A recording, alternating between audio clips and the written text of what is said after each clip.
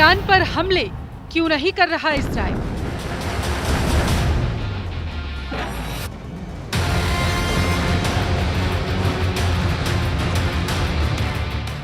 Iran के missile हमलों का जवाब क्यों नहीं दे रहा इस्राइल?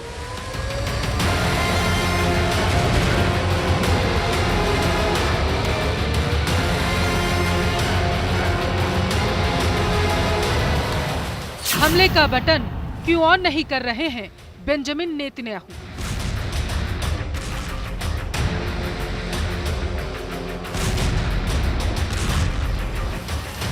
अपने दुश्मनों से बदला लेने के लिए विख्यात इजराइल के सामने ईरान की चुनौतियों का चट्टान।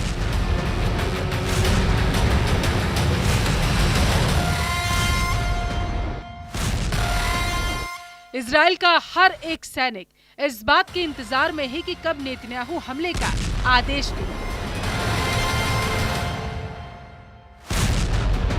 ईरान को जवाब कब देगा, इसका इंतजार इजराइल के हर सैनिक को है।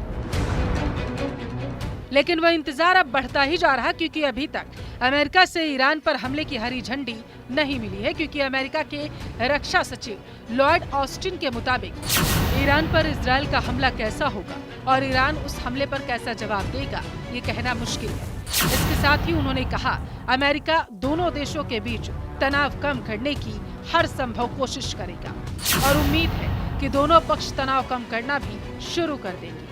अमेरिका के रक्षा सचिव ने यह भी दावा किया कि इजराइल में अमेरिका की मिसाइल डिफेंस सिस्टम की तैनाती की गई है।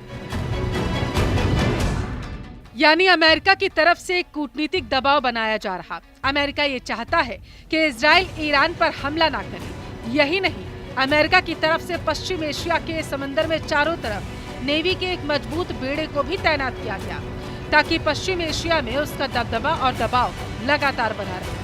शायद ये भी वजह हो सकती है कि इजराइल ने अब तक हमला नहीं बोला।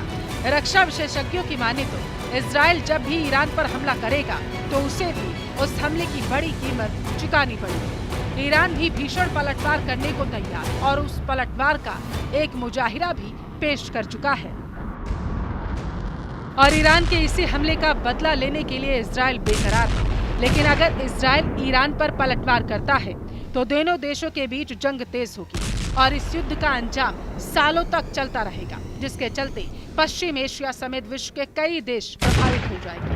अर्थव्यवस्था पर खासा प्रभाव पड़ेगा। ऐसा इसलिए क्योंकि पश्चिम एशिया के समंदर से यूरोप और अफ्रीका का रास्ता है और अगर पश्चिम एशिया के दो ताकतवर देश आपस में भिड़ जाते हैं तो समंदर के रास्ते पर माहौल खराब होगा और तेल व्यापार में मुश्किलें भी आएंगी। इसके साथ ही अगर इजराइल की सेना ईरान के तेल ठिकानों और परमाणु ठिकानों पर भी हमले करती है तो एशिया में तेल के दामों का संतुलन बिगड़ सकता है।